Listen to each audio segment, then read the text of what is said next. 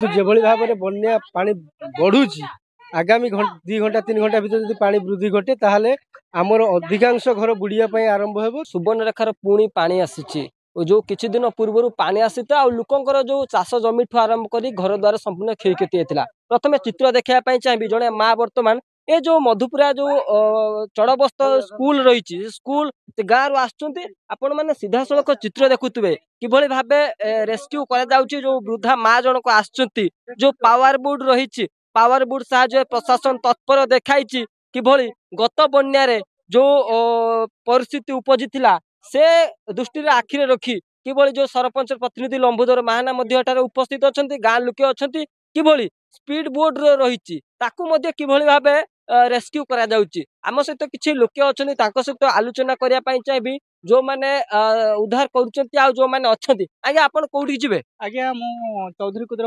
ପ୍ରାଥମିକ ବିଦ୍ୟାଳୟର ଆଇସି ଏଚ୍ଏମ୍ ମୁଁ ବିଦ୍ୟାଳୟକୁ ଯିବି ଏବେ ତେଣୁ ଏବେ ନୌକା ଆସିଲା ତେଣୁ ଆମେ ଯିବୁ ସେ ନୌକାରେ ବସିକି ବିଦ୍ୟାଳୟ ଯିବୁ।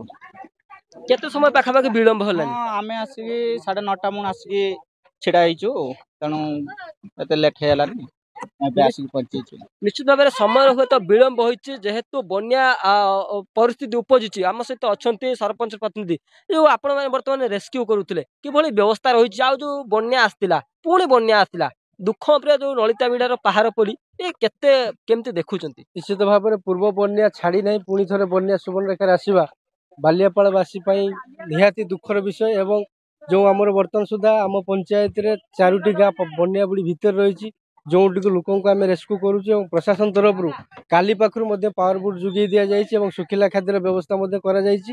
କିନ୍ତୁ ଯେଭଳି ଭାବରେ ବନ୍ୟା ପାଣି ବଢ଼ୁଛି ଆଗାମୀ 2 घंटा 3 घंटा ଭିତରେ ଯଦି ପାଣି ବୃଦ୍ଧି ଘଟେ ତାହେଲେ ଆମର ଅଧିକାଂଶ ଘର ବୁଡ଼ିବା ପାଇଁ ଆରମ୍ଭ ହେବ। ତେଣୁ ଲୋକମାନଙ୍କୁ ଆମେ ତୁରନ୍ତ ସୁରକ୍ଷା ଜାଗାକୁ ଆଣୁଛୁ ଯେଉଁ ଆମର ଆଶ୍ରୟସ୍ଥଳୀ ଅଛି ସ୍କୁଲ ଅଛି ସେଠାରେ ଆମେ ରଖି ଶୁଖିଲା ଖାଦ୍ୟ ଦେବାର ବ୍ୟବସ୍ଥା କରୁଛୁ ଏବଂ ସରକାରକୁ ନିବେଦନ କରୁଛୁ ଯେଭଳି ଭାବରେ ଲୋକମାନେ ବିପଦରେ ପଡ଼ିଛନ୍ତି ତାଙ୍କ ପାଇଁ ସ୍ୱତନ୍ତ୍ର ଭାବରେ କିଛି ଯୋଜନା ତିଆରି କରାଯାଉ। ଯେଉଁମାନଙ୍କର ଚାଷ କ୍ଷତି ହେଉଛି ବାର ବନ୍ୟା ଫଳରେ ଯେଉଁମାନେ ହଇରାଣ ହେଉଛନ୍ତି ତ ସୁବର୍ଣ୍ଣରେଖାର ଗୋଟେ ସ୍ଥାୟୀ ପ୍ରତିକାର ଆବଶ୍ୟକତା ଅଛି যেটাকি ଆମେ ଦୀର୍ଘ ବର୍ଷ ଧରି ବାଲିଆପାଳବାସୀ ତରଫରୁ ଯେ ସୁବର୍ଣ୍ଣରେଖା ସଂସ୍କାର ଯୋଜନା କାର୍ଯ୍ୟକାରୀ କରି ଏ ବନ୍ୟାରେ କିଭଳି ଭାବରେ ସ୍ଥାୟୀ ପ୍ରତିକାର କରାଯାଉ କାରଣ ବର୍ଷକୁ 8-10ଟି ବନ୍ୟା ଆସି ଯେଭଳି ଭାବରେ କ୍ଷୟକ୍ଷତି ହେଉଛି ଧନ ଜୀବନଠୁ ଆରମ୍ଭ କରି ଗୃହପାଳିତ ପଶୁଠୁ ଆରମ୍ଭ କରିକି ଆମର ସାଧାରଣ ଜନତା ମଧ୍ୟ ଯେଭଳି ହଇରାଣ ହେଉଛନ୍ତି ତେଣୁ ସରକାରକୁ ଆମେ ବହୁ ବର୍ଷ ଧରି ଦାବି କରିଥିଲୁ କିନ୍ତୁ ବର୍ତ୍ତମାନ ନୂଆ ସରକାରକୁ ମଧ୍ୟ ଆମେ ଦାବି ରଖୁଛୁ ଯେ ସୁବର୍ଣ୍ଣରେଖା ବନ୍ୟାର ସ୍ଥାୟୀ ପ୍ରତିକାର କରାଯାଉ ସୁବର୍ଣ୍ଣରେଖା ସଂସ୍କାର ଯୋଜନା କାର୍ଯ୍ୟକାରୀ କରି